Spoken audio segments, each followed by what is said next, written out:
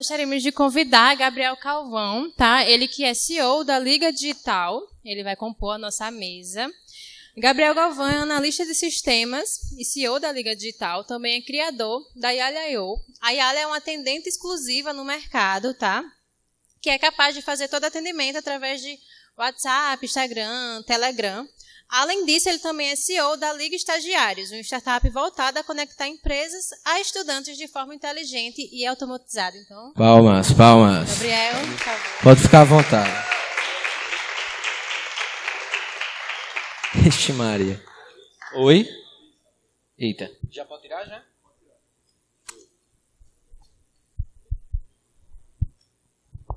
Vamos lá. Agora, gostaria de convidar também Messias Batista, engenheiro de dados, para compor a mesa. Messias é mestre em engenharia de computação, com foco em inteligência computacional, e atua como engenheiro de dados na na Minsight Indra. Apaixonado por transformar dados em insights valiosos, sua experiência abrange tecnologia e ciências sociais, permitindo uma abordagem completa dos desafios de dados, desde a análise até a implementação de soluções robustas. Ele projeta e desenvolve pipelines de dados escaláveis para análises avançadas e machine learning. Além da atuação prática, Messias compartilha seu conhecimento como professor em curso de graduação e pós-graduação, lecionando disciplinas como Introdução à Programação, Banco de Dados, Java, Inteligência Artificial, Data Mining e Machine Learning. Ele também é membro ativo da comunidade de dados, dedicando seu tempo à organização de grupos como GDG, que já foi falado aqui, Python User Group Paraíba e Comunidade de Dados da Minsight Brasil, promovendo o aprendizado e a colaboração em profissionais da área. Palmas. Cadê ele? Ah, tá aqui. Pode ficar à vontade. Nosso próximo convidado é o professor Ricardo Roberto, tá? Ele que é engenheiro de software, inteligência artificial, engenharia de dados. Ricardo, ele é mestre em engenharia de software, consultor de AML e PNL, professor do IBMEC, professor e coordenador dos cursos de pós-graduação aqui da Unip, consultor e instrutor da FabWork, arquiteto de dados da DataPrev, professor da PUC Minas, Unileia, Descomplica e engenheiro de IA da DSA. Tá, professor Ricardo Roberto, seja bem-vindo.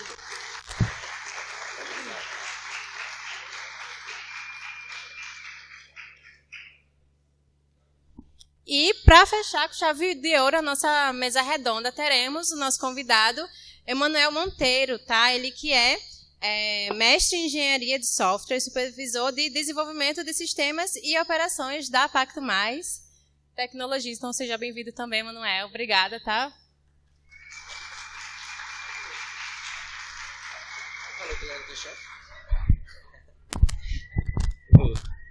E chefe de Heloísa também, né, Luiz? Vamos lá. Vou explicar um pouco a vocês como é que vai funcionar a dinâmica. Primeiro, eles vão se apresentar, vão falar como eles trabalham com IA, como é a empresa deles, a vivência, enfim. Após esse momento, eu vou instigar eles algumas perguntas e depois a gente vai abrir para vocês, tranquilo? Para vocês perguntarem, que aí tem conteúdo com força para vocês. Começando por aqui, que Gabriel já está aqui. Pode se apresentar à vontade. Bom dia, pessoal. Tudo bom? Estão todos aqui? Vamos lá. Esse evento é um evento muito legal, é um evento muito importante. Na verdade, a gente vai poder trazer para vocês conhecimento, acho que todos nós vamos contribuir bastante, com o futuro. Porque o futuro ele está voltado especificamente para a inteligência artificial. Mas antes de falar sobre isso, falar um pouquinho sobre mim, né? Meu nome é Gabriel Galvão, eu sou CEO da Liga Digital e também CEO da Liga Estágio. Na minha experiência, eu passei cerca de 8 anos da minha vida trabalhando com infoprodutos, com lançamento, com marketing digital. A Liga Digital, na verdade, ela nasceu como uma agência de marketing digital. E ao longo da vida eu fiz vários lançamentos. Esses cursos que tem por aí, Érico Rocha, Conrado Adolfo, né, toda essa estrutura de gerenciamento de tráfego, construção de landing page, tudo isso eu passei 8 anos de minha vida fazendo.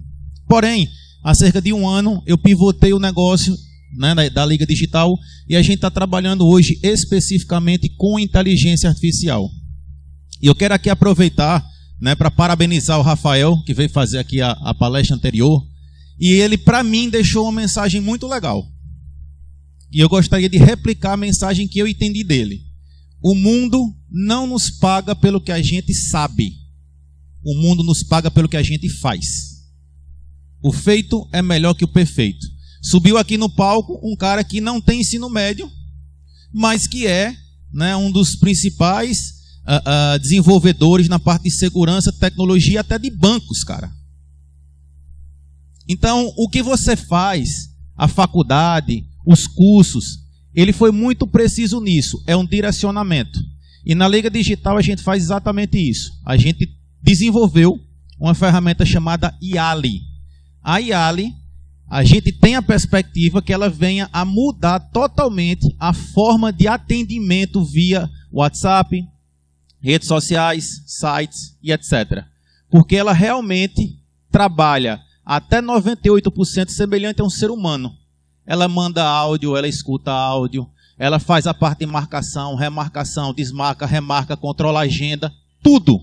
Inclusive sendo um assistente pessoal para quem contratou ela. E ele conversar com ela e perguntar, como é que está a minha agenda hoje? Ela vai dizer, hoje você tem reunião com fulano. Aí você fala, desmarca.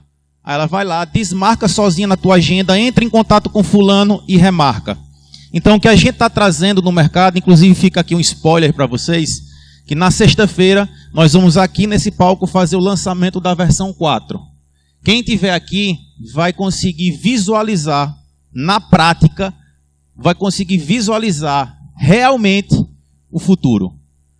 O futuro, para algumas pessoas, é a tecnologia, né? Infelizmente vai desbancar muitos empregos, mas vai criar tantos outros. Então o que a gente tem que ter é a atenção.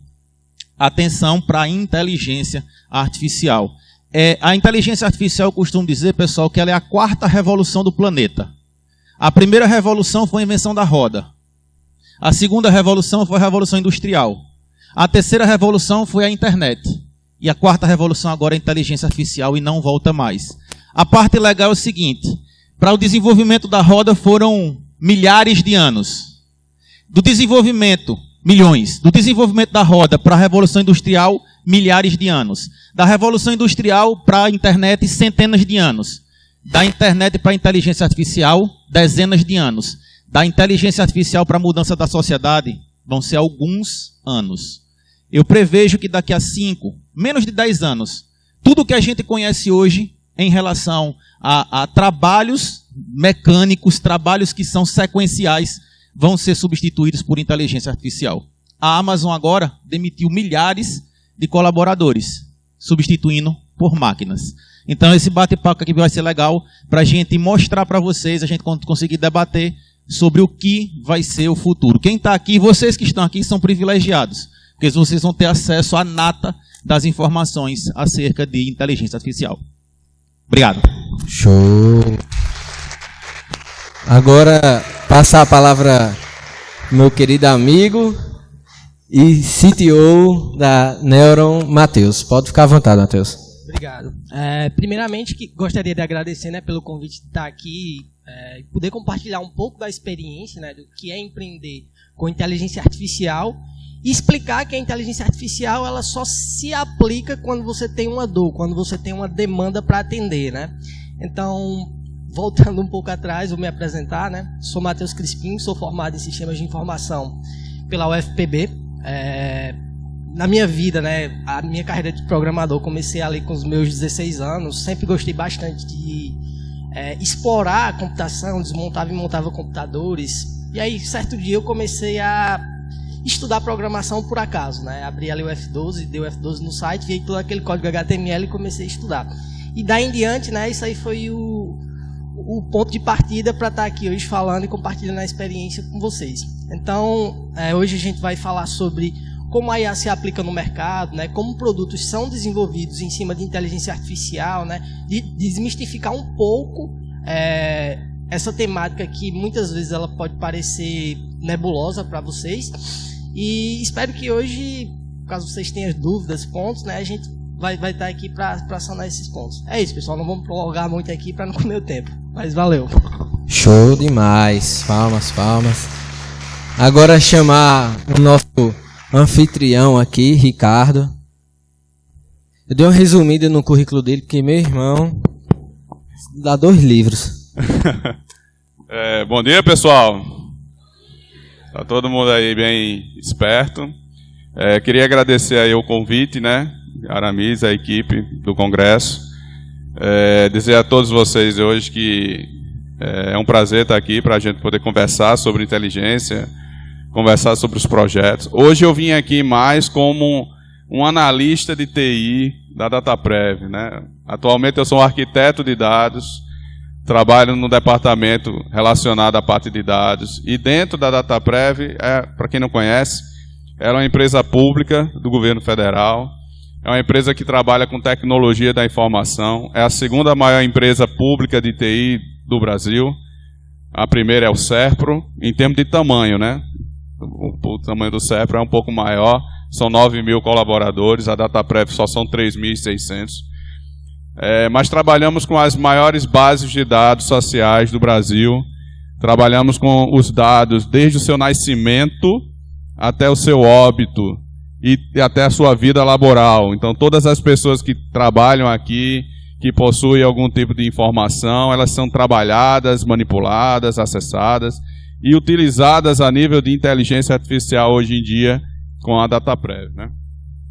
Então, quando a gente fala, por exemplo, de aceleração do processo hoje de dados, eu vou pegar um exemplo aqui só para a gente dar um spoilerzinho. Quando você dá entrada num benefício hoje de pensão por morte, toda essa parte da entrada no processo, triagem do material, classificação da automação e até chegar na liberação do benefício hoje de pensão por morte, ele é feito de maneira automatizada com a IA. A inteligência artificial hoje ela passa por todo esse processo sem ter nenhum servidor do INSS para fazer isso.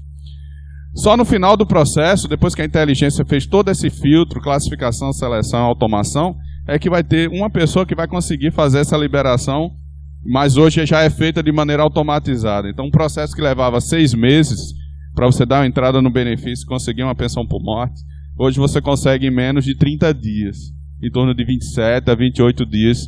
Esse seu benefício, quando você dá a entrada, no mesmo mês, você já consegue recebê-lo.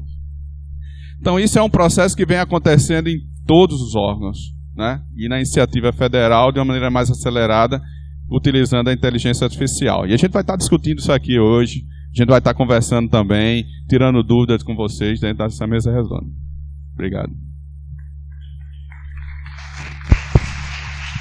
Show de bola. Agora, o nosso amigo Messias também pode vir aqui. Outro também que tem uns 5 livros também aí de currículo. Bom dia, galera. Espero que vocês estejam bem. Obrigado. Eu sou o Messias Batista e queria começar já agradecendo ao Aramis, a toda a organização do evento. Eventos como esse dão um trabalho enorme da gente construir. E ter gente disposta a fazer isso é muito importante, né? Contato com pessoas que estão falando aqui para vocês, contato com projetos, tudo isso é muito legal.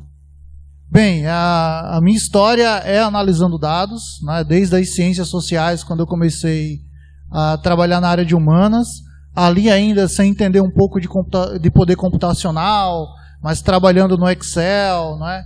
A gente já tentava tirar algumas inferências. E quando eu começo a me aprofundar um pouco mais na área de tecnologia e percebo ter essa capacidade computacional, e aí junto com essa história acadêmica vem toda a parte aí de Big Data, crescimento dos processamentos, a disponibilização massiva das nuvens públicas, isso me dá o caminho perfeito ali para migrar para essa área de inteligência artificial. E por que isso? Porque agora eu tinha capacidade de tirar inferências de grandes volumes de dados. E nessa trajetória, hoje eu atuo dentro da Minsight como engenheiro de dados, atuando num time de inteligência artificial focado em atendimento lá num projeto do Banco do Brasil. Então o time que eu participo, ele analisa todas as mensagens de texto que a gente manda aí via app, tá, para classificar, tentar identificar a qualidade de atendimento e mais N outras variáveis. E além disso eu venho estudando aí, né, na vida como pesquisador também, um pouco sobre como a gente otimiza modelos de machine learning, utilizando aí inteligência de enxames, que é uma coisa muito legal, muito divertida também.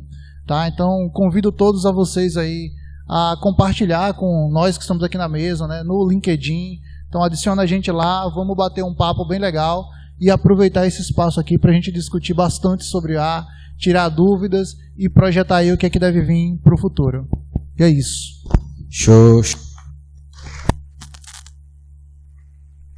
Já ia pedir isso. Agora, nosso amigo Emanuel também, para falar um pouco. Pode ficar à vontade. Alô, bom dia, pessoal. Meu nome é Emanuel. Hoje eu estou aqui representando a Pacto Mais. É uma empresa que desenvolve tecnologias hoje para a área de farmácia, mas tem outras vertentes de aplicabilidade. E principalmente na área de inteligência artificial, que tem sido um otimizador de todo um processo de atendimento hoje em grandes redes de farmácia no Brasil. Essas grandes redes nós estamos falando de Raia Drogazil, Drogaria Pacheco São Paulo, Pague Menos, aí das 5 maiores, né, elas se destacam. E o nosso principal ponto é a aplicabilidade, porque se você for falar sobre a evolução da tecnologia, você vai observar que em um primeiro momento nós trabalhamos sobre entender, conhecer e evoluir o processamento. Posteriormente nós tivemos a comunicação através da internet. E esse poder computacional ele foi crescendo ao ponto que nós conseguimos entender como o cérebro humano poderia ser replicado de uma forma mais simples, mas com uma potência que poderia otimizar o trabalho hoje operacional das pessoas. E hoje você consegue observar que muito do que nós entendemos de IA é exatamente olhando para as aplicações que as pessoas executam e vendo como isso pode ser traduzido em atividades e processos que o computador pode simular. Então, dentro desta visão, existe uma área da computação que é chamada de visão computacional. E é aí que a Pacto Mais ela observou uma oportunidade de poder aplicar e desenvolver algo que poderia melhorar a vida das pessoas. Então, o que a Pacto Mais faz hoje? Ela pegou a base da visão computacional e aplicou em algo dentro da vida das farmácias para poder otimizar, ajustando dentro de redes neurais a possibilidade de identificar documentos, classificar documentos, extrair informações e validar a relação entre esses documentos. Então, em termos bem práticos, nós podemos observar que capturando uma imagem do mundo real, que tenha um conjunto de documentos pessoais, como RG, como receita médica, como CPF, a visão computacional consegue, num quadro onde tem esses documentos juntos, saber quem é quem, separar, extrair informações e fazer, através de regras específicas de negócio, a validação se aquilo ali se aplica a uma determinada característica. Seja para a venda de um imóvel, seja para a compra de medicamentos, seja para a validação de uma aquisição de cadastro. Quer dizer, algo que alguém teria que estar ali olhando fisicamente, validando, observando, conferindo, pode ser feito de uma forma rápida, objetiva e com segurança dentro de uma escalabilidade de operação. A IA ela está aí para isso. E aqui diante de tantos que têm visões diferentes, aplicabilidades diferentes, experiências diferentes, acredito que esse evento vai nos trazer a possibilidade de entender melhor que não é somente a tecnologia, é como nós podemos utilizá-la nas realidades da vivência humana, e é isso sim, de forma com o poder computacional que nós temos hoje em mãos, que a cada momento se torna muito mais rápida essa evolução, trazer os melhores benefícios para a nossa sociedade presente. Show! Agora, seguindo aqui a programação, eu e Heloíse vamos fazer algumas perguntas direcionadas para eles, para aí começar o debate. Tranquilo? Cadê? Ah, tá aqui. Aí ela vai dizer para quem é também, tudo bem direitinho para vocês entenderem. A minha primeira pergunta é direcionada a Gabriel e a Matheus, que é como que vocês veem o futuro das secretárias inteligentes, né, no mercado de trabalho, e quais os principais avanços tecnológicos que vocês veem como fundamentais para tornar essas assistentes fundamentais também dentro das empresas, no dia a dia, no mercado de trabalho? Essa é a minha pergunta. Obrigado, Elisa, pela pergunta. Então, vamos lá. Qual é a minha visão em relação a isso? Hoje, o nosso público-alvo, o público-alvo da IALI, do produto que a gente desenvolveu, são empresas e profissionais que trabalhem especificamente com agendamentos. Então, você tem clínicas médicas, clínicas de estéticas, advogados, enfim, qualquer pessoa que trabalhe com agendamento, a nossa secretária vai servir e muito para esse cliente. Porque o que é que acontece atualmente nos nossos clientes, principalmente clientes de clínicas? Vou dar um exemplo aqui de clínicas médicas.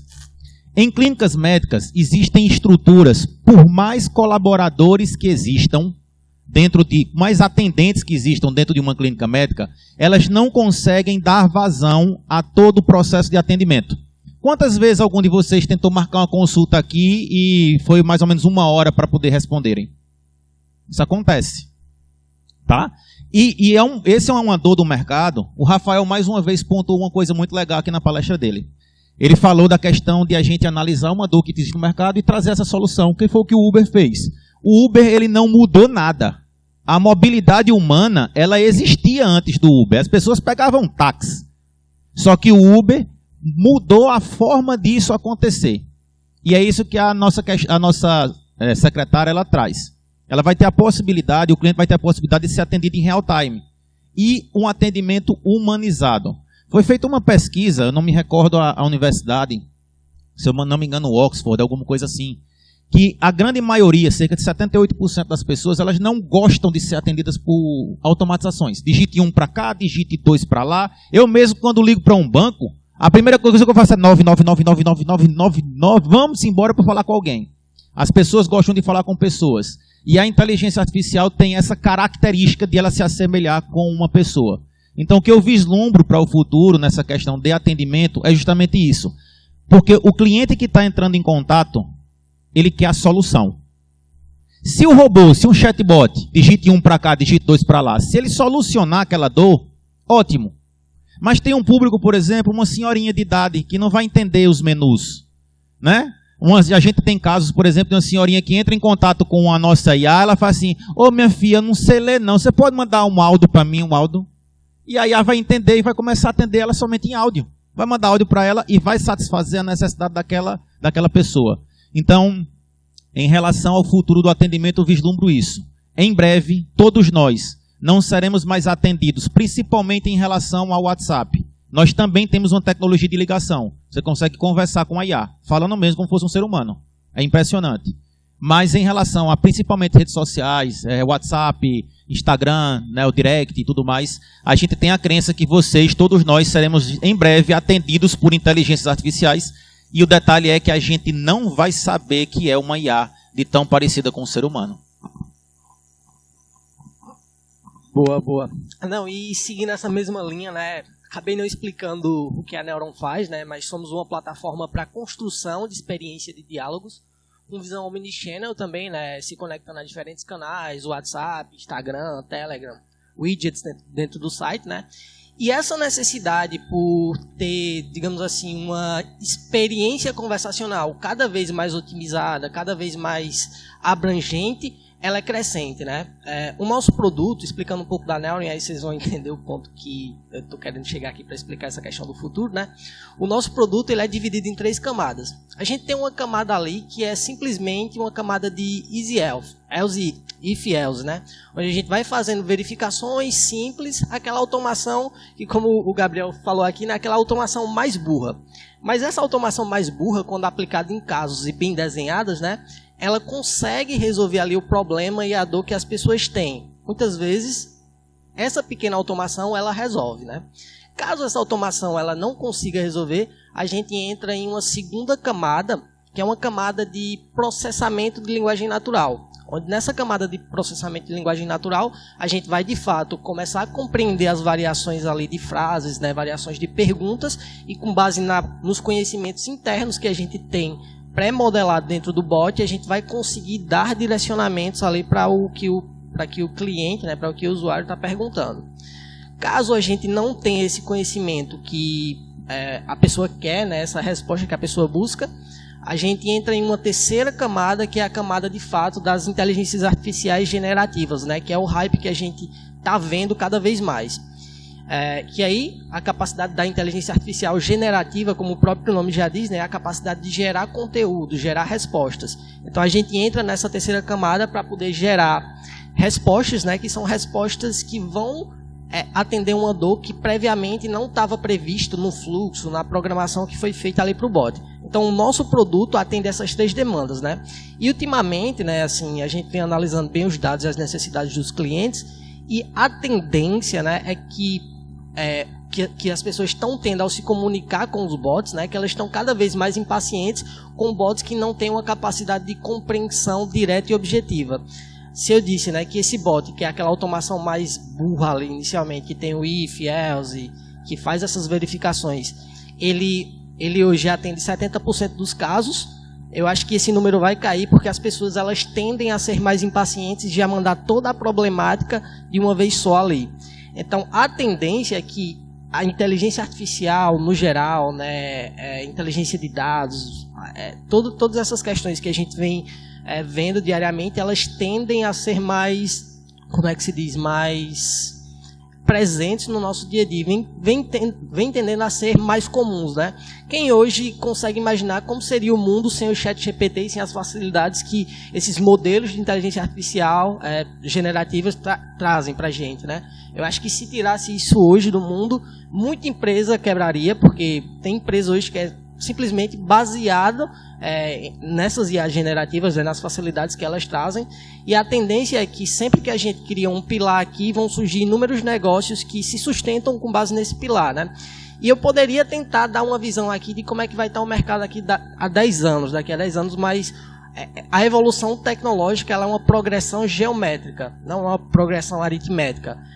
Eu não consigo dimensionar e nem calcular o que vai acontecer daqui a 5, daqui a 10, daqui a 20 anos, porque pode ser inimaginável. Eu mesmo, ali, quando eu comecei na área de programação, né, em meados de 2013, 2014, cara, fazia site em HTMLzinho, nem imaginava que existiam ferramentas. Para mim, ver o surgimento de uma ferramenta como o próprio ChatGPT, que consegue analisar, né? ChatGPT é a ferramenta, é o produto, né? Modelos de inteligência artificial generativa que conseguem analisar e fazer essas análises críticas, darem respostas, e são respostas com grau de assertividade alta, né? Isso ali é surpreendente, né? Eu nunca que imaginaria que aquilo ali um dia ia ser possível quando eu comecei lá atrás. Mas assim, é aquilo assim, eu acho que a gente tem que esperar que vão ter evoluções que vão trazer inúmeras facilidades e vão criar cenários que a gente nem imagina, mas eu não conseguiria dar uma predição, mas com certeza vão vir coisas ótimas, né, e vão surgir inúmeros negócios que a gente nem faz ideia. Então a visão do futuro é que vai ser melhor, vão morrer empregos, né, e vão ser criadas novas oportunidades, como é o que já acontece, mas é isso, assim, as coisas tendem a ter, digamos assim, uma melhoria, sempre tendem a ter uma otimização.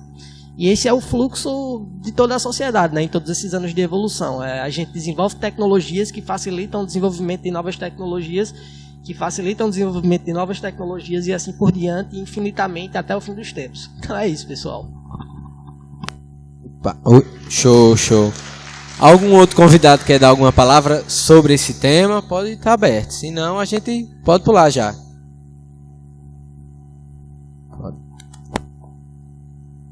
Oi. Eu achei bem interessante. Eu esqueci o teu nome agora, Gabriel. Sobre a questão do atendimento, tá? Porque o que o Gabriel colocou é uma realidade prática de todos que estão aqui. O nosso problema não é com a tecnologia. O nosso problema é a forma como ela é aplicada. Então, se eu tenho uma sequência de questões que vão me levar à resolução e eu consigo lidar com aquelas questões, eu não quero atendimento humano. Eu quero algo que seja rápido, prático e objetivo para resolver. Agora, quando eu penso no comportamento das pessoas e suas limitações de lidarem com aquela situação, aí realmente a solução dele vai tratar a dor específica. Como o caso da senhora lá. A senhora, depois que ela aprender, ela conseguir lidar com esse tipo de ferramenta, Pode botar 10, 15 outras pessoas humanas normais lá, mas ela não vai querer saber, ela vai querer saber daquele processo que ela vivenciou a experiência de resolução prática e objetiva dela. Só que aí entra o fator humano, que é tratar a IA para ter a abordagem correta, a linguagem correta, o carinho correto, de acordo com a necessidade e de acordo com a limitação dos humanos. E só complementando o que eles já falaram aqui com relação a esse tema, uma das coisas importantes que a gente precisa é que cada vez mais a sociedade ela se sinta incluída nessas soluções tecnológicas, tá? Então, eu, por exemplo, como trabalho no órgão público, nós temos um cadastro hoje chamado de GovBR. O GovBR hoje é uma plataforma que ela já atende mais de 4.750 aplicações no Brasil. Esse cadastro hoje ele é dividido em cadastro bronze, prata e ouro. E todas essas aplicações elas visam dar uma maior segurança em termos de segurança da informação propriamente dita, né? Autenticação 2 fatores, biometria e outras características para identificar realmente até você poder fazer assinatura eletrônica de documentos através dessa plataforma. E um dos ganhos disso é o desenvolvimento de novas soluções que se enquadrem dentro do GovBR. A partir do momento que você lida com essas situações e com esses públicos-alvos, a gente consegue colocar aplicações com uso de inteligência artificial muito mais significativo e importante para a sociedade. Vou dar um exemplo para vocês. Agora, em 2030, nós vamos ter aproximadamente, no Brasil, mais de 30 milhões de idosos. E esse público idoso é um público ativo. É um povo idoso, mas eles têm celulares, eles têm smartphones, eles usam essas aplicações e eles vão consumir serviços. E essas aplicações elas vão precisar estar usando essas tecnologias. A gente vai precisar ter aplicações mais de áudio, de voz, né, de sistemas de recomendação, de aplicações integradas cada vez mais. E aí é isso que a gente precisa entender. Entender sob o ponto de vista da evolução. Não é apenas a questão da tecnologia, porque ela vai estar evoluindo cada vez mais. Mas é na evolução social das pessoas, que vão precisar cada vez mais se enturmar no uso dessas tecnologias. Elas vão precisar entender como é que elas funcionam. E aí entra na questão do letramento digital. E aí onde é que é o letramento digital? É você pegar um sobrinho, um neto, um tio, e adote uma pessoa mais idosa. É pegar aquela pessoa, não, na minha família mesmo, eu não conheço isso, não sei como é que faz. Pega teu sobrinho, pega teu filho, pega teu neto, ensina ele a utilizar essas tecnologias para que ele se sinta na sociedade. O grande problema hoje, gente, que a gente vive hoje, é que as pessoas estão envelhecendo, cada vez mais precisando utilizar serviços e tecnologias, e as pessoas mais jovens com menos paciência de tentar ensinar isso para os seus parentes que são mais idosos. Isso é um problema. Se tu não tem paciência de ensinar teu pai, ou a teu tio, ou a teu avô a utilizar uma tecnologia, como é que você vai ter paciência para treinar teu cliente? Treinar a pessoa que você vai vender um produto, um serviço, uma solução. E aí entra na questão, né? Poxa, eu não estou com paciência para ajudar meu pai e minha mãe que me criou. Imagina como é que eu vou lidar com isso para a sociedade como um todo. Então, isso aí é um ponto que a gente precisa observar. Tá? Deixa eu só abrir uma aspas. Eu não sei se você tá isso na tua pauta, mas é uma coisa que eu lembrei aqui agora e vai ser bem legal da gente debater, que é a parte de segurança em relação à inteligência artificial. O que é que pode vir a acontecer e o que já está acontecendo, até para a gente orientar as pessoas do que vai vir. Mas uma aspas bem legal, um adendo bem legal ao que você falou, é o seguinte, só para vocês terem noção o quão a gente vai chegar um momento que a gente não vai saber mais, não vai conseguir distinguir o que é inteligência artificial e o que é ser humano.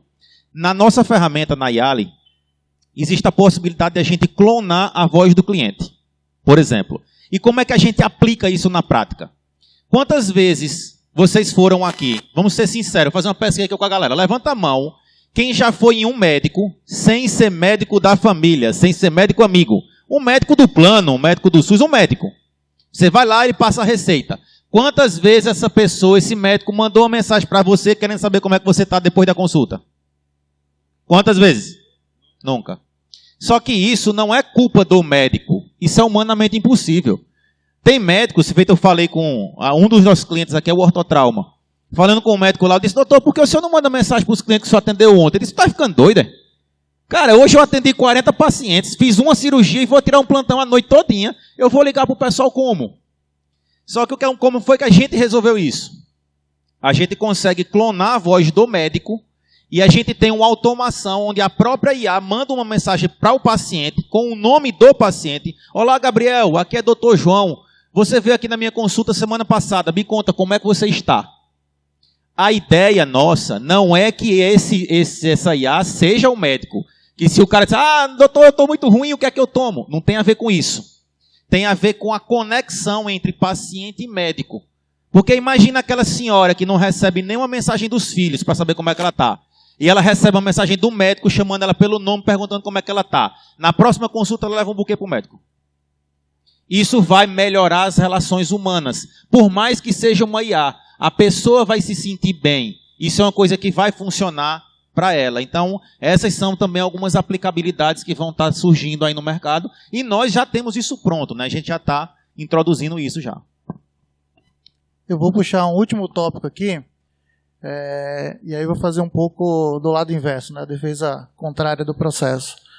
A gente precisa, como seres humanos, desenvolver o comportamento, né? Estamos aqui no meio técnico, no meio que entende o que a gente está falando, que a nível de comportamento a gente sabe como a gente deve atuar, mas como o professor Ricardo falou, o analista Ricardo hoje, a gente precisa conseguir extrapolar essa bolha de comportamento. E aí por que eu relembro esse ponto do comportamento? Porque eu até anotei aqui, enquanto o Gabriel falava, um ponto importante que é: e quando as nossas IAs começarem a responder errado? Claro que a gente tem um cuidado no treinamento, em todo o processo, para que isso não aconteça. Mas e quando ela se embananar lá e responder alguma coisa? A gente precisa começar a discutir, e aí não é ponto de um produto, de outro, de uma tecnologia de outra, mas uma discussão que não vem acontecendo a nível de sociedade brasileira, que é a responsabilização, não é, da IA, ou da produtora da IA, ou da mantenedora da IA. Não é? A gente precisa começar a discutir o processo ético do uso dos dados. Não é? Então, a gente sabe que, a nível de governo, a gente tem um mundaréu de dados. Lá no projeto que eu atuo, a gente tem um mundaréu de dados. Mas a gente sabe também que aí, como diversos projetos que vêm da China, né, e existe um processo de aceleração da tecnologia da IA na China, tem utilizado dados sem muitos critérios, né? Então a gente precisa se preocupar com isso também. Então o processo de evolução da IA e da aplicação dela de soluções no mercado, ele não passa apenas por um desenvolvimento técnico e comportamental, mas também a nível de discussão social, a nível de discussão de sociedade, de como que a gente quer que nossos dados sejam utilizados para isso, tá? Então, hoje eu não tenho tanto preciosismo com meus dados, mas, por exemplo, eu teria dificuldade em, como médico, ter minha voz lá sendo respondida. E provavelmente o Gabriel já tem uma solução ali para me dar quanto a isso, né? Então, assim, tudo isso são coisas que a gente tem que começar a pensar. Não é? Se eu quero a foto do meu filho lá sendo modificada e colocada na internet. Então, como que a gente está criando também mecanismos para se proteger disso dessa onda que a gente está passando, né? Não está vindo mais não, já estamos vivenciando. Então é só para jogar o ponto no ar aqui, como fala nos Reels, né? Joguei e saí correndo. Show. Alguém mais quer falar alguma coisa sobre esse ponto? Abordar algum outro? Eu também estou doido para falar. Cara, aqui. se for pra gente falar aqui, pode trazer colchão pra galera, porque o papo vai ser o resto da tarde.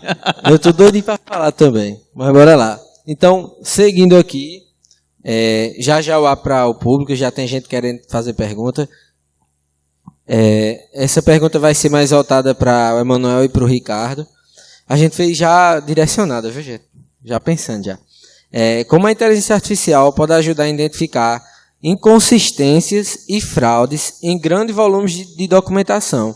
E quais são as melhores práticas para garantir a precisão e a confiabilidade desse sistema de auditoria, visão computacional e afins? Aí é com vocês agora, eu vou sentar. Então, eu vou conversar assim. Quando a gente fala sobre essa questão de fraudes, né, de identificação de fraudes, vou dar um exemplo aqui bem prático, tá? Do processo manual hoje. Não sei se vocês já ouviram falar, mas existe uma base de dados chamada CadÚnico. O CadÚnico hoje, ele é a principal base de dados que possui informações de pessoas e de famílias no Brasil. Existe aproximadamente 47 milhões de famílias cadastradas socialmente, que tem renda per capita de um salário mínimo e meio, com mais de 92 milhões de pessoas cadastradas. E esse processo ele é feito de maneira... Tem uma base de informações a nível federal, né, lá no Brasília, mas ela é descentralizada nos municípios, onde cada município do Brasil, né, mais de 5 mil e tantos municípios, são responsáveis de fazer o cadastro e a manutenção dessas informações sociais através dos CRAs, que são aquelas regionais que existem. E um dos problemas hoje manual que existe nesse processo é a questão da questão humana. Porque na hora de você fazer um cadastro, você vai poder cadastrar uma família, aí você vai dizer a ela, vai preencher um formulário social, onde você tem informações sobre quantidade de banheiros que você tem na sua casa, a região onde está localizada, ou seja, tem uma série de informações que não é apenas o cadastro da pessoa, mas também a cadastro de onde ele está morando, onde ele está convivendo, né? E um dos grandes problemas é essa questão das fraudes, porque como uma coisa é muito descentralizada no município, cada município é responsável por ter a pessoa que vai cadastrar, aquelas pessoas da região, e também ele é responsável por fazer esse controle e essa gestão. Aí sabe o que é que acontece hoje no município? Um gestor do município ele pega e dá a senha ao operador. O gestor do município, dando aquela senha dele para o operador executar, o operador está com um poder no município de cadastrar, alterar e manipular qualquer tipo de informação social desse cadastro. Essa informação ela é alterada, ela é repassada para a Caixa Econômica. A Caixa Econômica verifica e tem uns métodos de controle lá que existem e tenta fazer essa validação. Só para vocês terem uma noção, ó. Alguns anos atrás, teve um operador que fez isso. Ele cadastrou na faixa de umas 900 famílias. Das 900, 450 viraram benefícios. Cada benefício social desse aí custa R$600. Por mês, um operador ele fraudou em torno de R$270 mil em um município com menos de 1.500 habitantes aqui no Brasil. Estou falando, isso é um operador. Quantos operadores tem aqui no Brasil que fazem isso? 4.340 operadores em cada município. E como é que é feita a escolha desse operador? É sem concurso. O cara entra no município lá, é amigo de fulano, é amigo do prefeito, é amigo do vereador, é amigo de não sei de quem. E o camarada vai lá e faz. Então, isso é um problema. Como é que a gente faz para usar a inteligência artificial para resolver isso? Existem várias formas, já está sendo trabalhada, já tem projetos que já estão sendo construídos, desenvolvidos. O CadÚnico, como ele não tinha essa informação centralizada, né, ela estava muito descentralizada nos municípios, atualmente a DataPrev ela desenvolveu um novo sistema, que já está sendo utilizado agora. Esse novo sistema tem autenticação pelo GovBR, já tem os mecanismos agora de controle a nível de certificação digital, autenticidade, controle de computadores, mais segurança da informação. E tem muita IA agora sendo desenvolvida e aprimorada para diminuir essas ocorrências, sabe? Eu só quero que vocês entendam que o prejuízo do governo ao longo dos anos relacionados a isso gera em torno de 34 bilhões de reais. Isso é o prejuízo. O prejuízo de quê? é dinheiro que está sendo jogado fora por fraude, inconsistência e tudo mais. E com o uso da inteligência artificial, a gente tá com um investimento aí de 8 a 9 milhões de reais para atualização e certificados e uso das tecnologias. E só com essa implantação, que foi agora de janeiro até julho desse ano, a gente já conseguiu economizar muito dinheiro. Reduzindo o quê? As fraudes, reduzindo as inconsistências manuais. Porque o fraudador ele só quer oportunidade, meu irmão. A gente pegou um cara, um municípiozinho aí, o camarada tinha 17 anos de idade. Ele era um dos caras que fazia o cadastro. Quando a pessoa de baixa renda, ele é honesto, cara. Ele começava a ganhar dinheiro, já começava a cadastrar, ele cruzava as bases lá do CNIS e tudo mais, já aparecia a renda familiar alta. O cara que é o representante familiar, ele ia lá no CRAS e entregava o cartãozinho do benefício para o cara que é representante do CRAS. Para dizer, não, cara, eu não estou precisando mais, minha família agora já melhorou de renda, já tem 2, 3 pessoas lá, eu estou entregando o CRAS. O carinha de 17 anos recolhia os cartões e ele sacava os cartões. Ele não dava baixa, a gente não tinha que dar baixa no sistema, né? Ele não dava baixa naquelas famílias, recolhia os cartões, ia lá e no final do mês no banco lá e sacava 600, 600, 600, 600, 600. Quantos cartões eram devolvidos?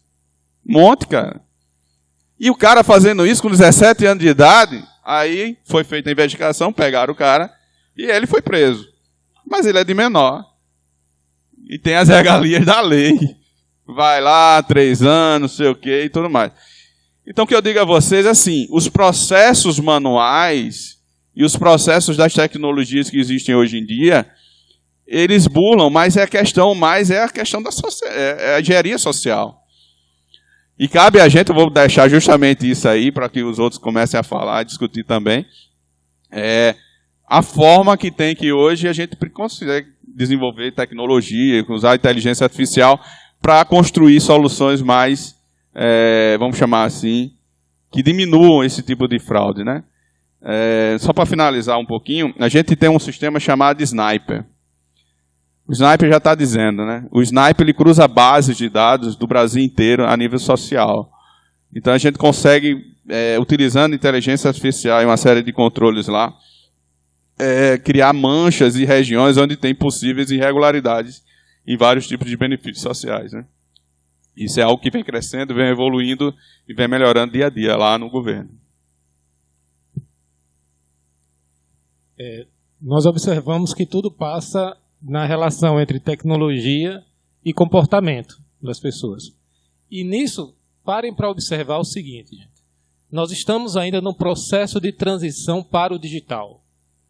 Dentro da nossa sociedade, principalmente no Brasil, nós ainda temos mais de, assim, para não há números muito exatos, mas mais de 60% da nossa estrutura ainda é analógica.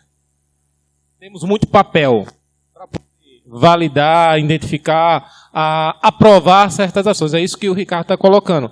Muitas vezes chega no momento da transição do físico para o digital e quem está ali naquele meio do caminho comete a fraude, comete o problema da transgressão. A IA, ela tem o seu poder em apoiar pessoas nessa larga escala que humanamente é impossível você verificar um a um de todos com a devida qualidade, para poder fazer uma auditoria, uma revisão dentro de pontos que sejam logicamente mapeados, para poder te dizer se é fraude ou indicar a possibilidade de fraude. Então, dentro da nossa experiência, como nós trabalhamos com farmácia popular, dentro das farmácias, quantas reportagens vocês já não viram no Fantástico ou em outros meios de comunicação sobre fraudes no programa Farmácia Popular? Então, a nossa solução hoje, aplicada à IA, ela dá ao dono da farmácia que não tem intenção de fraudar. Quem faz essa fraude é o operador, muitas vezes. Tá? Não é o cara que é o responsável pelo negócio, mas alguém que vai prejudicar o negócio dele, para que possa, no momento de operação de venda de sistema, bloquear ou indicar que aquilo ali pode ter um problema. Então ele vai verificar os documentos, vai verificar a autorização que foi feita no Ministério, vai bater a relação, até verificando se o medicamento que foi autorizado foi o mesmo que foi prescrito, para poder dizer, faça a venda que ela está legalizada. Então, a IA, dentro de um volume de vendas diário, porque imagine, quantos medicamentos são vendidos por dia no farmácia popular? Vocês têm ideia? Gente, é um absurdo. Nós fazemos transacionamentos lá de 100 por segundo. Nós estamos falando das grandes redes operando. Então, se você for para um centro como São Paulo, como Rio de Janeiro, beleza. Mas você vai lá para o interior, onde as pessoas fazem... Agora o Rio Grande do Sul, que teve o caos que foi, e como é que ficam as pessoas que perderam documentação? Para poder comprar via o sistema. O governo deu uma autorização para ter um documento lá, que o pessoal assina, entrega para poder valer como uma documentação. Quer dizer, é uma facilidade que gera uma possibilidade de fraude. Quantas pessoas não vão se aproveitar desse benefício para poder tirar aí vantagem desse processo? Então, nesse mundo de transição analógico para digital, em que existe uma larga escala, um volume absurdo de documentação indo e vindo, nós não vamos conseguir garantir a legalidade se não for utilizando o poder computacional da IA aplicado a esse meio. Até na questão da assinatura. A IA hoje ela consegue, através de uma rede neural bem treinada, observar através de imagens de assinatura e ver a similaridade. Não quer dizer que ele vai dizer que ela não é, mas vai dizer, poxa, normalmente essa pessoa não assina dessa forma. Existe um grau aí que você pode dizer, pode confiar ou pode desconfiar. Ela não vai te dizer que não é, mas ela vai te dizer, ó, tá estranho isso aqui. Então você, num mundo de 2.000, 3.000, você separa 100 e tem a possibilidade de revisão. E aí o humano pode, num universo bem menor, fazer uma verificação de validação para poder seguir com aquilo. Então, facilita a nossa vida enquanto operadores humanos e nos ajuda a garantir a legalidade daquele processo que está sendo aplicado. Pode acrescentar. Em relação a essa questão de segurança, é bem interessante, porque assim, como programador eu posso garantir uma coisa. O software não erra. Ou quem erra é o programador, ou quem erra é o usuário. Se a gente colocar lá que 2 mais 2 são 4, ele vai entender que é 4 e acabou a história. Então, existem, claro, vários caminhos onde esses caminhos vão dar em algum lugar errado. Eu estou sendo bem generalista aqui dentro desse processo. Mas, por exemplo, pegando aqui a fala da questão da fraude, por exemplo, de benefícios. No dia que a gente... Isso acontece muito no setor privado também, tá? Vou dar um exemplo simples do setor privado. CRM, né? Quem aqui conhece, que tem empresas que trabalham com CRM, com a parte de controle e gestão de clientes. Existe um problema crônico que todos os CRMs do planeta têm. Todos. O mais caro ou mais barato. E é um problema que nenhum CRM vai conseguir resolver. Esse problema chama-se usuário. O usuário não alimenta o CRM, o usuário não atualiza o card, o usuário não faz o que tem que ser feito. O que é que a gente criou na Yali, por exemplo? Existe um CRM na Yali que quem controla é ela. Aí eu duvido ela esquecer. No dia que, por exemplo, esse cadastro no município, ele deixe de ser feito por um ser humano e seja feito por uma inteligência artificial, a gente inibe bastante essas fraudes, porque não vai ter jeitinho para cá e jeitinho para lá, porque ela vai analisar nua e cruamente. Ah, eu quero solicitar o benefício. Chama esse número do WhatsApp e converse com ela. Ah, eu tenho que cancelar o meu benefício. Você não vai mais entregar o cartão. Você vai no WhatsApp e vai dizer, quero cancelar o meu benefício. Pum, ela vai lá no sistema e ela mesma cancela. Então, é essa a grande questão que trabalhos como esse, a gente tem uma IA sendo aplicadas para desenvolvimento de sistema em Redcode. A IA vai criar, né, o Redcode. Eu vou até lançar uma bomba aqui também, vou deixar no ar. Quem quiser debater depois. Esqueçam programação nos próximos anos. Eu sou muito adepto à ideia, a programação como é hoje. Eu sou muito adepto ao que o Jensen Huang falou lá, o CEO da NVIDIA. Não vai ter mais programação em Redcode. Hoje já não tem. Qualquer pessoa que entrar em algum sistema, alguns sites e pedir um software, ela faz. Simples. Se você tirar uma foto, mandar para um GPT, uma foto de uma calculadora desse, você cria um software de uma calculadora desse jeito em Python. Acabou. Então, a programação, do jeito que teve lá, programação binária, programação estruturada, programação orientada a objeto, a gente vai lidar agora também com programação orientada à inteligência artificial. Você vai pedir, a gente vai ter construtores de algoritmo, você vai saber o que você vai pedir a ela. Tá? Então esse é um ponto do processo de segurança e um processo também de substituição. daquilo que pode ser, que a grande falha de um processo computacional, a maioria das vezes, 90% das vezes, é o ser humano. O ser humano que deixa de alimentar, o ser humano que busca uma brecha dentro do sistema. Cara, tem gente que burla o sisteminha da soft house, né? O cara vai lá para house, aí encontrou um burlar com o tempo, o cara pagava R$1 para ficar 1 hora para ficar 3. Sempre tem essa questão. Então a IA, elas vêm para automatizar muitos desses processos e minimizar essa falha justamente humana. Bem, vou puxar um outro assunto aqui também. Primeiro dizer que a mesa está super divertida, viu? Não dá para enumerar o quanto de tópicos aqui dá para a gente conversar sobre. Sobre o primeiro ponto aí que a gente discutiu, que é a falha humana, eu também concordo com os colegas, acho que a gente precisa automatizar alguns processos, mas existe um outro processo humano também que a gente não pode esquecer, que é o de capacitação, né? Então, tem muita gente que está inserida nesse meio, né, de cadastro, enfim, às vezes até de verificação, né, coordenação, se algo está correto, processo de accountability, como a gente fala, e não tem capacitação para tal. É muito a indicação política, a gente ainda tem esse processo no Brasil. E isso é um processo que precisa ser rompido para que a gente vença parte dessa barreira do erro humano. Colocar pessoas capacitadas nesses processos vai ajudar também. Depois, um processo de revisão a nível de Estado, a nível de governo, a nível de empresa.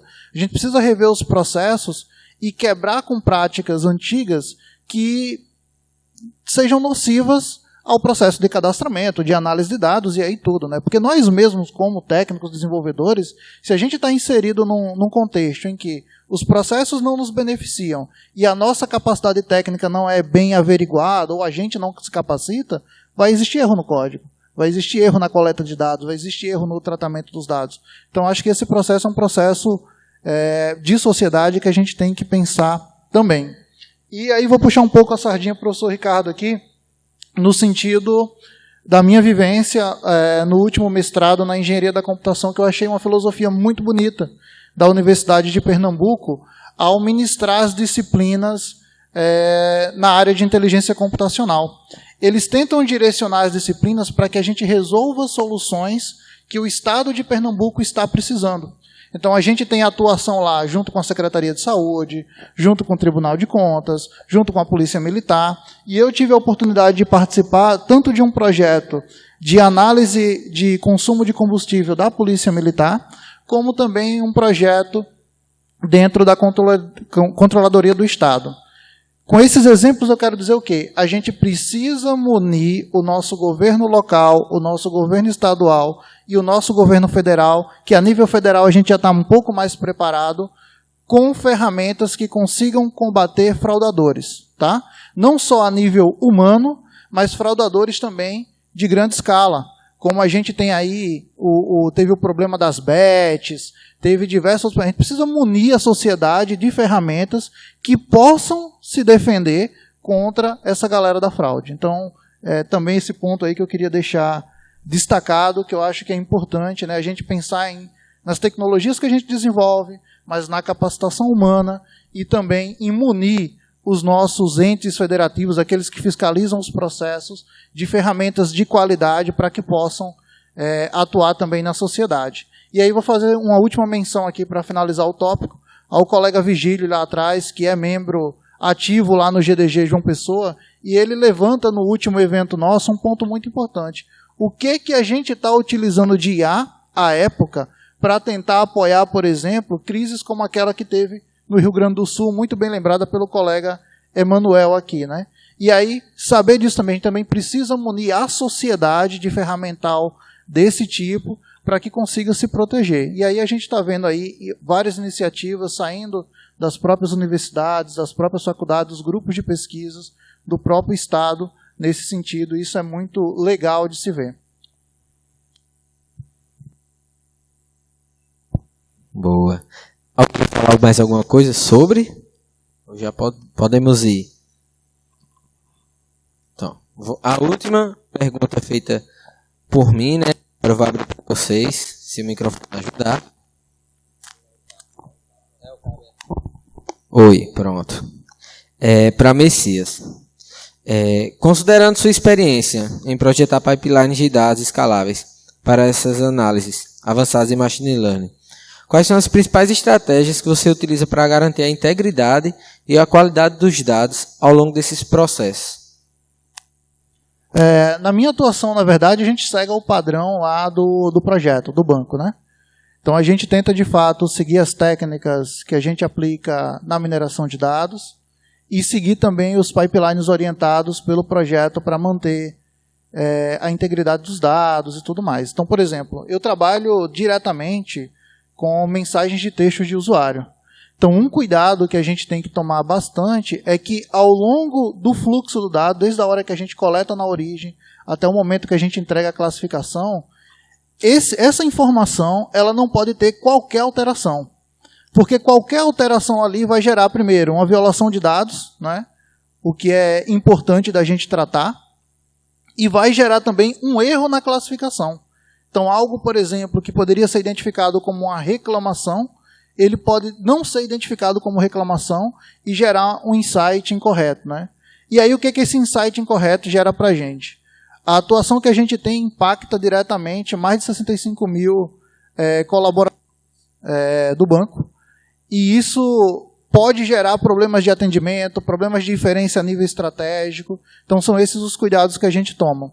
Mas, nesse processo aí, eu vou jogar um tópico aqui também, que é o que a gente vem discutindo a nível de engenharia de dados. Como que a gente pode aplicar a inteligência artificial dentro do processo de engenharia de dados. E, recentemente, eu escrevi um projeto para me candidatar a uma vaga de doutorado, onde um tópico muito importante, além da integração, seria justamente a detecção de anomalia no fluxo de dados, onde a gente pudesse aplicar, além da detecção de anomalia, aprendizado online, e com esse aprendizado online a gente conseguir ter respostas a partir de uma IA generativa. Então, a nível de engenharia de dados, se a gente pudesse refinar um pouco o que a gente tem discutido a nível técnico, é isso aí que a gente tem trabalhado, tem identificado que é uma dor que a gente tem passado aí em diversas empresas, diversos pipelines de dados. Hoje a gente tem muita detecção de anomalia, mas muito a nível ali de if-else, né? De programação clássica, mas de fato a gente precisa ter um organismo ali inteligente que consiga identificar. Isso é uma anomalia, isso foi só um pico diferente dos meus dados, como é que eu respondo a isso, não devo fazer nada, o que eu devo responder? Foi muito técnico agora, né? Pode falar, Gabriel. Não, queria até complementar aqui com um ponto, né, que essa questão de anomalia de dados é, inclusive, um ponto bem importante. Por que os grandes modelos de inteligência artificial não são abertos para dados públicos e para a internet, né? Assim, essa é uma grande questão. Até então eles não são, por quê? Porque o treinamento da IA ali com uma base de dados pública poderia ter, tipo, informações poluídas, né, que levam a um treinamento errado. Eu vou citar aqui um caso que aconteceu, né, isso aí leva àquele tópico anterior, que é a questão de segurança, como é que a gente pode adotar políticas de segurança voltadas para a IA, que é um caso de um bot, se eu não me engano era o bot da Microsoft, que eles abriram no Twitter, e esse bot ele tinha a capacidade lá de pegar as mensagens que os usuários publicavam lá no Twitter e ir aprendendo com base, né, com aquelas mensagens que eles estavam lá, que eles iam publicando. Então, esse bot ele começou a ver que no Twitter era uma rede social, é uma rede social muito tóxica, né? E o bot começou a proferir mensagens machistas, homofóbicas, racistas, e começou a ser, tipo assim, uma pessoa ruim, um bot ruim, né? Com base nas informações que ele coletava na internet, né? Isso aí leva a um ponto de que, tipo assim, a gente também tem que cobrar das instituições públicas, né? Tipo assim, colocar leis, eu não defendo a regulamentação direta da IA, mas tem que haver uma supervisão, né, acerca de como o desenvolvimento das inteligências artificiais são feitas. Existem inúmeros casos que, tipo assim, análise de dados, inteligência artificial possibilita a gente fazer. Por exemplo, tem o caso da Cambridge Analytica, que basicamente eles era uma agência lá de marketing responsável por fazer a campanha de Trump nos Estados Unidos. E os caras simplesmente coletavam dados, impulsionavam campanhas com base em análise de dados, né, traçando o perfil de informação daqueles usuários que interagiam com as publicações que eles faziam em redes sociais, e com base nisso, né, eles conseguiram impulsionar, ter adesão pessoas, né? Então, isso aí abre uma lacuna muito grande. Beleza que é algo novo, mas, assim, como é que a gente vai lidar com pontos como esse, né? Então, assim, resta cobrar às entidades públicas, aos órgãos fiscalizadores, supervisão, né, medidas, porque coisas como essa, eu acho que só podem ser digamos assim, feitas, né, e, tipo assim, supervisionadas por órgãos públicos. Não, acho que não caberia uma instituição privada, né? Porque a instituição privada geralmente ela tem livre-arbítrio dentro do seu contexto. Mas assim, o que é que ela pode fazer? Eu acho que tem que ter alguma supervisão, tem que ter algum limite, porque a quantidade de dados que as empresas têm sobre usuários, sobre clientes, né, é muito grande e dá para traçar assim inúmeras possibilidades de várias coisas, né, que eu poderia oferecer para as pessoas, como, por exemplo, produtos para vender, desde produtos para vender, até mesmo invadir coisas mais íntimas, como, por exemplo, saber propriamente se aquela pessoa tem alguma doença específica baseado em histórico de compra de remédios que ela faz na farmácia. Então, são pontos aí, né, que se a gente não tem alguma forma de lidar com situações como essa, né, vai ficar muito à mercê e vão surgir coisas que a gente vai ter como absurdas. Então é um ponto realmente muito, muito importante, assim. Não só a questão da anomalia, né, do treinamento do dado, mas também a questão de como a gente lidar com as ações e com os pontos que são feitos com base nessas análises em cima de dados, né, em grandes bases de dados, em grandes volumes. Mais isso. Alguém quer falar mais algo? Só para complementar, né, o que todo mundo está falando. Eu acho importante também a gente ter essa visão de que o uso dessas tecnologias hoje, ele veio meio que a misturar alguns tipos de paradigma, né, que a gente já tinha anteriormente. Então, antigamente você tinha os sistemas transacionais. Aí, sistema transacional, sistema só para CRUD, cadastrar, tudo mais. Aí hoje você tinha os sistemas analíticos, sistema de BI, tomada de decisão, painel, tudo mais. E hoje, com a inteligência artificial, você está construindo soluções cada vez mais baseadas em integrar as informações que existem nesses 2, 3, 4 mundos. Então, eu tenho informação que tem no sistema transacional, que está associada à informação do Analytics, né, do Data Warehouse, do Data Lake. E eu tenho informações agora que vêm a nível de serviços de mensageria, que é justamente essa questão das notificações em tempo real. Então, o uso da inteligência artificial agregado a essas soluções que são mais plataformas, como um todo, ele vem acelerar o processo e também a questão da inovação. Porque quando você pega uma solução que você tem já um DW muito bom, você já tem um sistema transacional bem robusto, seguro, severo, né, um RP bem legal. E você já tem todo esse processo de negócio bem definido, da entrada, da análise e da apresentação, com serviços de notificação e de mensageria, que é o médico mandando a mensagenzinha lá no final do dia para o paciente, que é você em tempo real recebendo aquela notificação para verificar se é você mesmo, se está pagando, se está comprando, ou se está executando essas transações. E tudo isso utilizando não apenas uma, mas várias inteligências artificiais em conjunto, e isso é uma tendência que não tem mais volta. Cada vez mais a gente vai ter que estar convivendo com essas soluções, com essas aplicações e com esses direcionamentos. Se alguém quer complementar?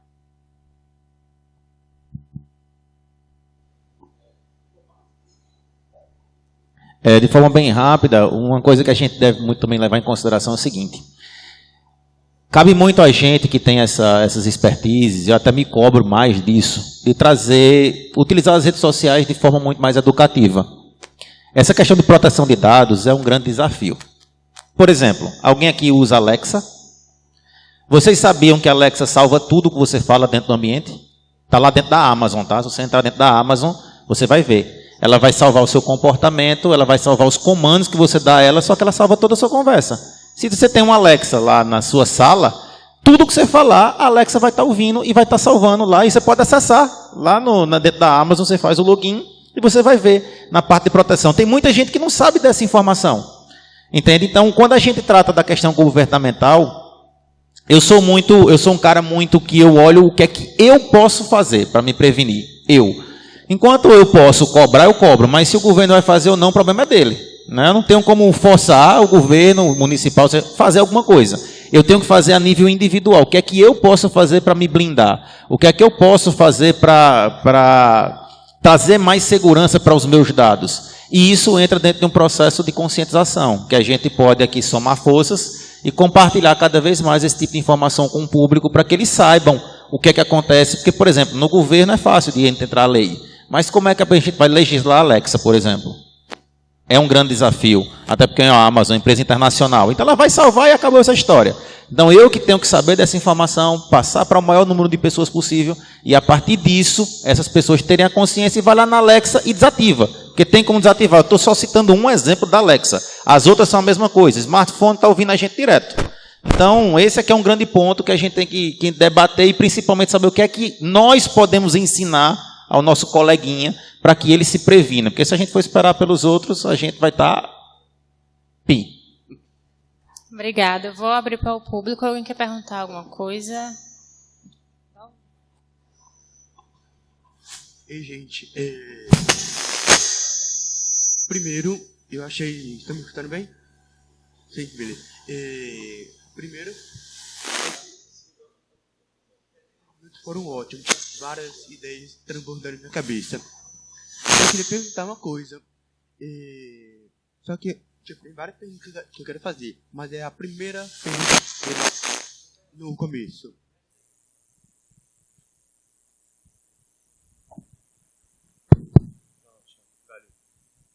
A primeira ideia, ok, agora sim, a primeira ideia que me veio no começo. Você falou que seus serviços são principalmente para presença, exatamente. E, olha que coincidência, eu estou, agora mesmo, recentemente, eu estou desenvolvendo um modelo na empresa onde eu trabalho, cuja intenção é prever a presença dos clientes no hospital, na consulta. Só que eu sinto que vai vir uma barreira logo, em relação a isso, porque... Só me anotei aqui, porque eu já estou esquecendo. Eu estou usando o Machine Learning, só que a estratégia que eu estou usando para conseguir isso é a regressão logística. Só que, do Machine Learning, nós temos muitos dados, bilhões. E eu acho que isso vai atrapalhar. Você tem alguma estratégia, alguma ideia para poder fazer isso? Perdão. Eu não consegui entender especificamente a tua pergunta. Se você puder exemplificar ou trazer alguma questão. Você falou que você trabalha com Machine Learning. Tá. E a parte de reconhecimento facial. Qual é a tua ideia de saber com que a pessoa foi para a consulta ou não? Como seria essa aplicação? Seguinte, eu já consegui algumas informações dos clientes que faltaram as consultas. Marcaram lá e faltou. Beleza. Só que agora eu estou desenvolvendo algo para prever. Tal cliente vai dele faltar tal consulta. Só que eu estou barrado na questão da estratégia, da logística, de como eu vou fazer para descobrir isso. Vocês já fizeram alguma coisa assim? Não. Até porque, nesse caso aí, seria uma coisa, bem na minha visão, tá? Só a minha ótica. O pessoal pode compartilhar a visão deles, cada um, claro. Essa questão de previsibilidade, isso a gente trabalha dentro da matemática de probabilidade. E probabilidades, elas não são exatas, elas são probabilidades. São cálculos onde eu consigo ter um percentual de assertividade. Nesse caso, eu não teria uma dica específica para você conseguir ser assertivo numa coisa que não tem assertividade. Você pode ter um score do cliente. Esse cliente tem uma probabilidade de não ir para a consulta. Mas, cara, não tem como você saber de fato, porque isso vai depender da intenção humana da pessoa ir ou de não ir. Então, se ele vai ou se ele não vai, você jamais vai ter como prever e dizer, esse cara não vai. Isso, para mim, é uma coisa que ele sobressai a estrutura computacional. Isso aí seria um comportamento humano. Seria mais na matemática mesmo, na probabilidade. Isso, da pessoa probabilidade. ir. Você pode ter um score, você pode criar uma estrutura onde você dê uma nota de acordo com o comportamento do cliente. Mas daí você chegar e dizer que aquela pessoa vai ou não vai, não teria como. Não sei se o pessoal concorda comigo.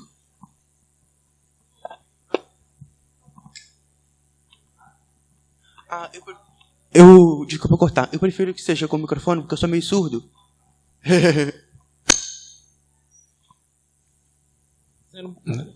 Sendo bem prático, vá para a linha da análise estatística, como o colega bem colocou. Para a tua necessidade, tu vai encontrar um modelo estatístico que você vai conseguir aplicar à tua análise preditiva. A gente não vai conseguir dizer qual agora.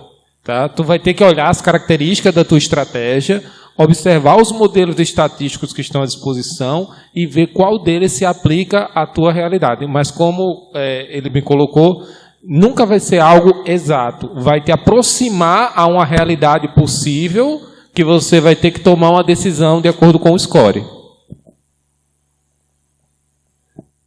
Tá. E só lhe ajudando, já que você falou aí você falou de regressão, né? Regressão linear que você está usando e tal. Isso vai depender da base que você tem, das informações que você tem e do modelo que você vai aplicar. Existem técnicas que você pode utilizar para resolver esse tipo de problema. Eu posso usar um forecast, eu posso usar séries temporais, modelos ARIMA, SARIMA, entre outros. Repete isso. E posso utilizar as regressões tradicionais. Só que isso, ele não vai te dar o valor exato, ele vai te dar um valor aproximado. E quanto maior o tempo que você quer adivinhar daquela coisa, maior vai ser a sua taxa de erro. Então, por exemplo, para séries temporais, você consegue ter métodos e modelos estatísticos que vão dar uma previsibilidade de alguns dias ou de alguns, 2, 3 dias ali, que vai te dar uma previsibilidade legal. Isso é feito até com bancos hoje para saber previsão de valores, de investimentos e tal. Então, se você quiser fazer isso a nível de 1 dia, 2 dias, ele vai te dar uma assertividade bem próxima. Tipo assim, o resultado final é tanto, e o modelo te deu é um resultado que chegou perto. Mas quanto mais tempo você quer, eu quero adivinhar se o cara vai vir daqui a 1 ano. Aí beleza, mas quanto maior vai ser a quantidade de tempo que você vai se apropriar daquela análise, maior vai ser a taxa de erro, que vai estar associada.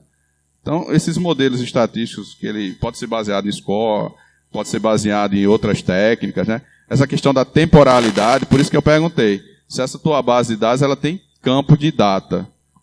Se ela tem campos de data de atendimento, data de treinamento, data de execução, data de atualização, aí você vai ter que partir mais para um modelo de séries temporais.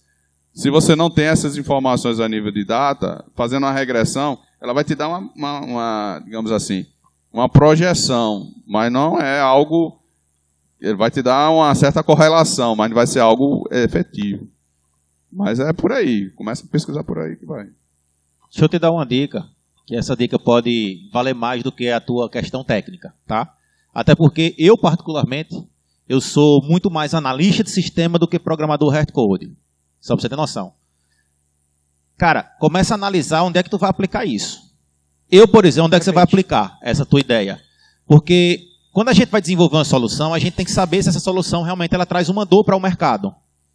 Eu trabalho com clínicas. Eu trabalho com pessoas que têm atendimento. Eu não consigo vislumbrar um dono de uma clínica, por exemplo, comprando um sistema ou investindo num sistema que venha dar a ele a previsão se aquele paciente vai ou se não vai.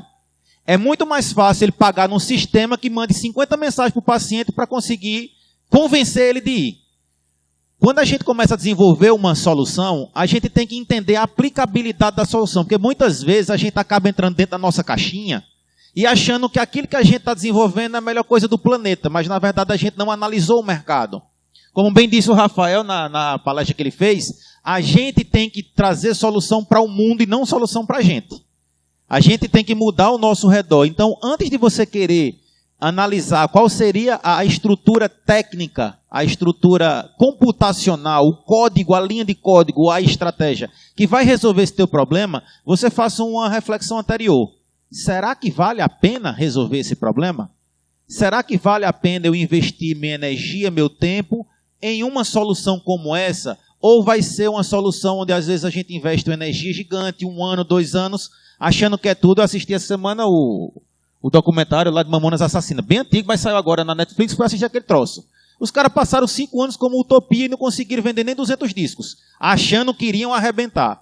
Muitas vezes acontece isso com a gente. Então a gente tem que fazer uma autoanálise, assim como eles fizeram. Pivotaram a banda deles, saíram de utopia para Mamonas Assassinas, e em 4 meses explodiram. Então começa a analisar de fato a tua regra de negócio. Se isso é uma dor latente do mercado e se as pessoas pagariam por ela. E aí você vai conseguir empregar a energia que seja necessária para fazer acontecer. Tá? E mudar de ideia é super normal também. Eu mudei de ideia já 50 milhões de vezes. Levanta a mão. A última, tá, gente? Senão a gente vai. Eu espero que sim. Oi. Acho que vai... Ô, pessoal, boa tarde. Eu queria levantar 2 questões que eu acho que é bem importante nesse momento que a gente está falando de disruptura, de evolução, de legislação. Quando o colega citou a questão da necessidade do mercado, ele legislar sobre o uso dos dados, ele legislar sobre a aplicação da inteligência artificial, de como que a gente vai estar tratando isso, é uma questão que a gente tem que saber um pouco, na minha visão, o que é que a gente está pedindo, lembrando que os legisladores são ignorantes, no sentido da falta de conhecimento né? Então, a gente vai estar solicitando que algo seja legislado, controlado pelo Estado, sem que quem vai estar lá na frente, levantando esse ponto, levantando essa questão, montando a regra do jogo, tenha conhecimento do jogo. Então, eu acho que é uma questão que a gente, dentro da comunidade, na nossa comunidade, tem que educar e pensar em como levar isso para o mercado. Esse é um ponto. E o outro é que, como o professor Messias falou, a questão do uso da inteligência artificial. Aqui a gente está observando o uso da inteligência artificial apenas para o bem, para aplicar, para ajudar a sociedade. Sendo que, nesse momento, do outro lado, tem alguém já pensando em como utilizar ela para o mal. E já está sendo aplicado, inclusive burlando vários sistemas de segurança de banco, de biometria, do EGOV e assim por diante. Né? E aí, quando eu vejo uma aplicação como essa que o Gabriel está propondo da empresa dele e que outros estão criando aqui no mercado, essa preocupação do uso dos dados, do uso da informação pelo mal, vamos dizer assim, que a gente sempre está pensando no uso do bem, em trazer o melhor para a sociedade, né? Em ajudar a sociedade, trazer algo que beneficie a sociedade. Né? Então, como que vocês veem isso? Como vocês veem esse movimento da nossa comunidade, dos educadores, dos professores, para essas questões? Então, começando aqui, vou começar respondendo, né? Sobre essa parte de legislar, né? Assim, existe a LGPD já, mas a LGPD, ela não... Em todo o documento lá que tem na LGPD, né, em tudo que está escrito dela, ela não cita inteligência artificial, ela cita sistemas autônomos, né, automações, mas ela não cita a inteligência artificial em sua amplitude e na sua capacidade geral do que se é possível fazer. Eu acho assim que o grande ponto não é assim dizer o que cada empresa tem que fazer, mas mais atuar como órgãos de fiscalização. Vamos supor, eu pego um caso onde teve, por exemplo, um vazamento de dados, e beleza, se teve um vazamento de dados sensíveis por exemplo, de uma base como o Banco do Santander, e aí teve esse vazamento de dados. Qual é o posicionamento das instituições públicas e fiscalizadoras quanto a esse vazamento? Qual é a punição que aquela instituição ali vai fazer, vai receber para, digamos assim, responder tipo assim, ter alguma punição, ter alguma coisa.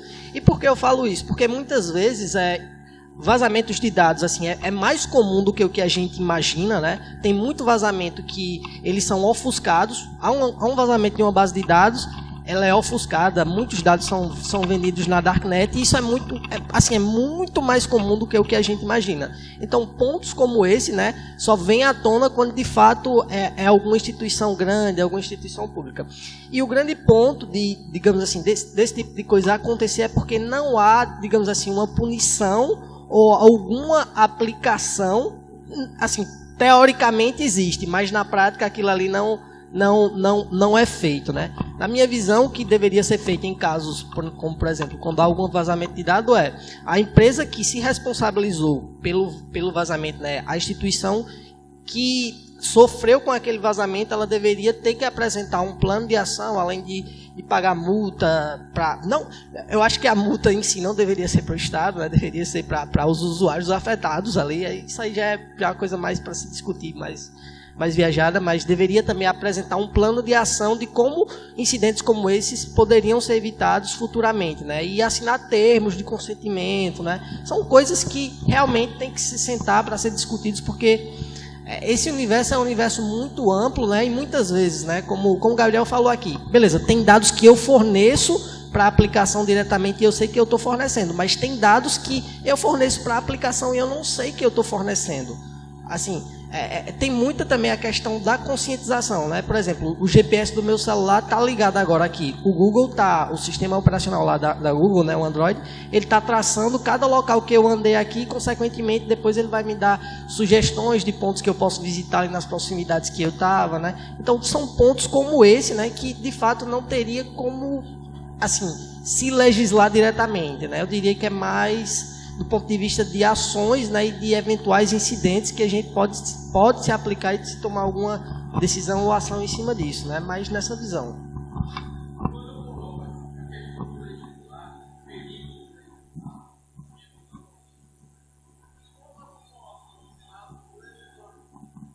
Também.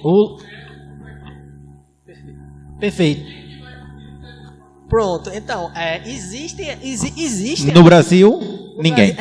No Brasil, infelizmente, ninguém, né? Pronto, acabou, esquece. Teoricamente, ninguém, assim, teoricamente não, praticamente ninguém, né? Na teoria tem lá que uma instituição pode punir a outra.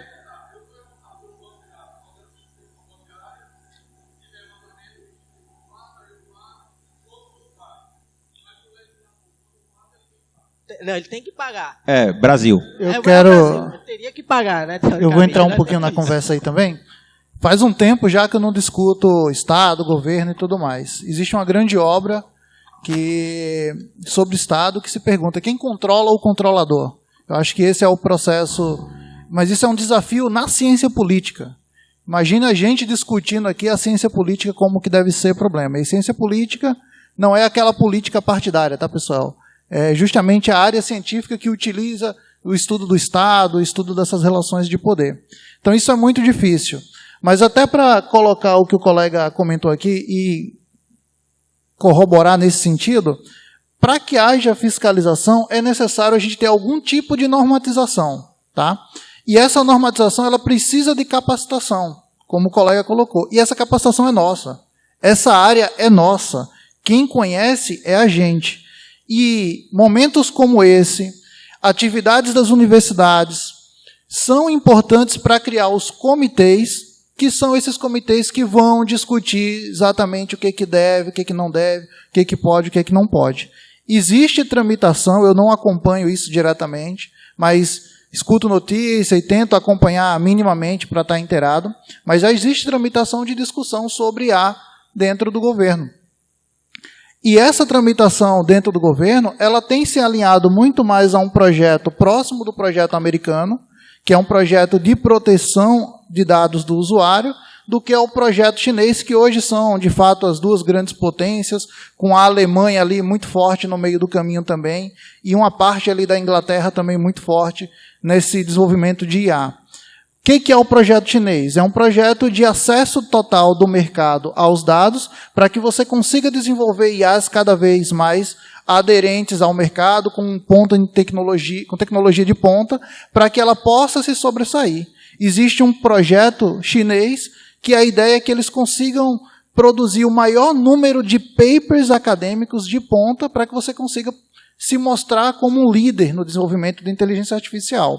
Nos Estados Unidos, a gente tem isso um pouco mais barrado, justamente pela própria filosofia política do país, que é de proteção de dados do usuário, de proteção ao usuário de maneira geral. Então, isso limita um pouco a atuação das empresas. Então, em algum momento, e alguém vai decidir sobre isso, a gente precisa tomar o nosso caminho como o Brasil, se a gente vai dar total ou parcial liberdade às empresas, porque isso limita o desenvolvimento tecnológico, e aí soluções como que os colegas estão falando aqui talvez não existam, ou vão existir de maneira muito não otimizada para o mercado, ou se em algum momento a gente vai querer proteger demais o usuário e liberar demais para a empresa, enfim. Esse meio do caminho aí é o que a gente vai ter que decidir. Mas percebam que, a cada ponto que a gente levanta, a gente não vai conseguir resolver o problema da estrutura brasileira, que é educação para a nossa população, saber que meus dados estão na Alexa e está tudo bem, porque eu estou consciente disso e é o que eu quero fazer e é ok.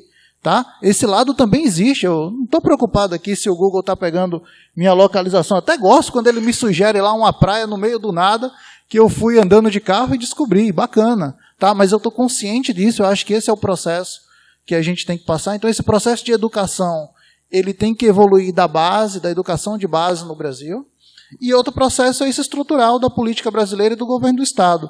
Nós temos uma normatização belíssima. A nível de legislação, a legislação brasileira é belíssima, mas falta de fato prática. A gente precisa ter um Estado não só regulador, mas um Estado fiscalizador e aplicador das leis. E aí a gente vai ter que ir vendo como é que esse jogo político e a nossa participação como ciência vai resultar em algo lá na frente. Então, é uma visão um pouco ainda com nevoeiro aí. E só complementando o que os meninos já falaram aqui, isso parte do princípio das mudanças nas leis também. Como são tópicos muito recentes e tecnologias muito novas, para que tudo isso aconteça e para que eles consigam fazer novas leis baseadas, vai ser necessário a gente também mudar algo relacionado à parte jurídica que já existe hoje. Tá? Então, a questão de responsabilização, a questão de quem vai ficar responsável por A, por B, quem vai conceder isso de um lado ou do outro, né? Eu acho que os senadores, os deputados, eles estão sendo pressionados, de certa forma, por fazer esse tipo de mudança e esse tipo de ação. Agora vamos esperar para ver se isso vai acontecer de fato ou não. Porque, assim, o grande problema nosso é educacional. A gente tem um problema sério hoje aqui no Brasil. Esses números que eu falei agora já são números que dizem por si só o grande problema social que a gente vive hoje. A gente tem uma elite educada, uma elite que conhece leis, sabe das coisas e tudo mais, e a gente tem mais de 97 milhões de pessoas no Brasil, num país de 200 milhões, que estão aquém da educação, que são pessoas pouco instruídas, que conhecem muito pouco dos seus direitos, dos seus deveres, mas que querem utilizar e trabalhar com essas mesmas tecnologias e plataformas que os outros sabem, conhecem e dominam, e conhecem inclusive até a questão legal.